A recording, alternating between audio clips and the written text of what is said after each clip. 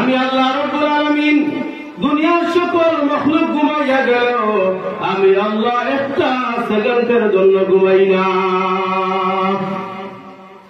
ও আমার বান্দা বান্দি, রাত্রে 2টার সময়, 3টার সময়, 4টার সময়, শেষ রাত্রিতে হাসপাতাল বন্ধ, ডাক্তার পাওয়া যায় না, দুনিয়ার কোন মানুষ সজাগ থাকে না, ওই সময় তুমি বিপদ করবাই।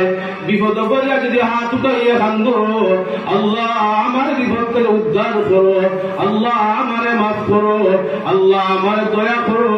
ও আমার গুলাম, আমার বান্দি হল, আমি আল্লাহ যদি সেই সময় ঘুমাইয়া যাই রে, আর তুমি বিপদ করিয়া আমি আল্লাহ রে আল্লাহ বলিয়া রাখো, আর আমি আল্লাহ যদি ঘুমাইয়া যাই, তাহলে তোমার ডাকে সারা দিবে।